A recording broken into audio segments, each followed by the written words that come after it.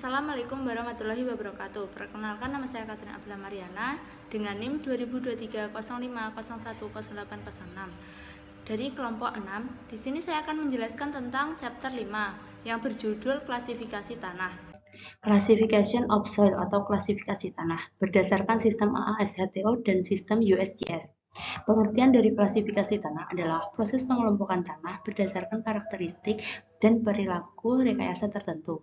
Pengelompokan ini bertujuan untuk menyederhanakan deskripsi tanah dengan cara yang efisien, terutama dalam bidang teknik sipil dan geoteknik, di mana sifat-sifat tanah yang berbeda memiliki dampak besar pada stabilitas dan fungsi strukturnya. Tujuan klasifikasi tanah. Tujuan klasifikasi tanah menurut sistem klasifikasi AASHTO. Yang pertama, bisa dikembangkan untuk memenuhi kebutuhan konstruksi jalan raya, terutama dalam menentukan kualitas tanah sebagai lapisan dasar jalan. Kedua, fokus pada stabilitas dan daya dukung tanah agar mampu menopang beban lalu lintas. Tujuan klasifikasi tanah menurut USGS. 1. Digunakan secara luas dalam berbagai proyek teknik sipil dan geoteknik, termasuk fondasi bangunan, bendungan, dinding penahan, dan infrastruktur besar lainnya. 2. Fokus pada pemahaman karakteristik tanah secara menyeluruh, terutama mengenai gradasi dan plastisitas untuk menjamin stabilitas dan daya dukung struktur yang dibangun di atasnya. Metode klasifikasi tanah. Metode klasifikasi tanah menurut AASHTO. Yang pertama, tanah diklasifikasikan ke dalam 7 kelompok utama, A1 hingga A7 berdasarkan distribusi ukuran partikel dan sifat plastisitas. Kedua, mengukur plastisitas melalui batas cair atau liquid limit dan indeks plastisitas atau PI untuk mengidentifikasikan jenis tanah halus. Ketiga, menggunakan indeks kelompok atau grow index untuk memberi nilai kualitas numerik bagi tanah sebagai subgrade. GI dihitung berdasarkan presentase partikel halus, batas cair, dan indeks plastisitas. Metode klasifikasi menurut USGS, tanah diklasifikasikan menjadi 2 kategori besar, yaitu berbulir kasar dan berbulir halus. Tanah berbulir kasar diklasifikasikan lebih lanjut dengan menghitung koefisien of uniformity atau CU dan koefisien of gradation atau CC untuk menilai gradasi tanah. Sedangkan tanah yang berbulir halus dinilai berdasarkan batas cair dan indeks plastisitas dengan plot pada diagram plastisitas untuk menentukan plastisitas rendah dan tinggi. Hasil dari pengujian ini. Hasil pengujian menurut klasifikasi AASHTO yaitu tanah dibagi menjadi 2 kategori besar. 1. Kelompok granular A1 hingga A3 mengandung 35% atau lebih sedikit partikel yang lolos dari saringan nomor 20. Contohnya A1A atau kerikil bergradasi baik dan A3 atau pasir bergradasi buruk. Kedua, kelompok silt clay atau A4 hingga A7 mengandung lebih dari 35% partikel halus dengan subkelompok berdasarkan plastisitas seperti A6 atau lempung berplastisitas rendah atau A76 atau lempung berplastisitas tinggi.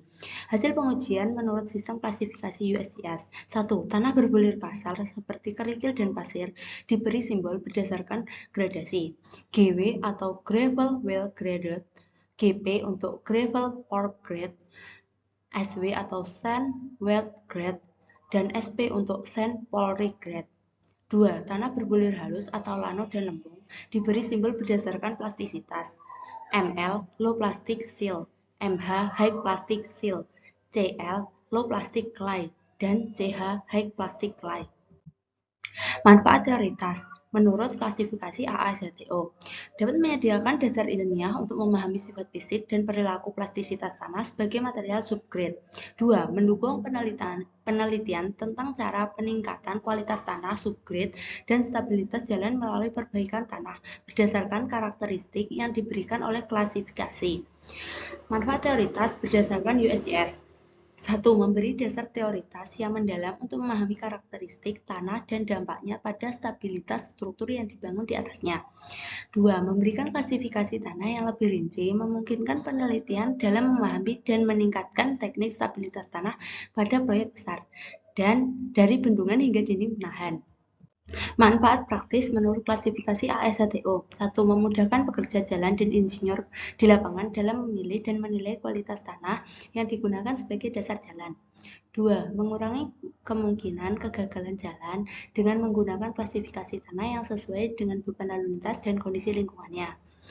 Manfaat praktis menurut USGS. 1. Memungkinkan penggunaan tanah secara spesifik dalam berbagai aplikasi lapangan seperti fondasi bangunan, bendungan, dan dinding penahan. 2. Mengurangi biaya tambahan karena meminimalisasi kebutuhan perbaikan atau stabilitas tanah, terutama pada proyek-proyek besar yang membutuhkan jenis tanah dengan karakteristik tertentu.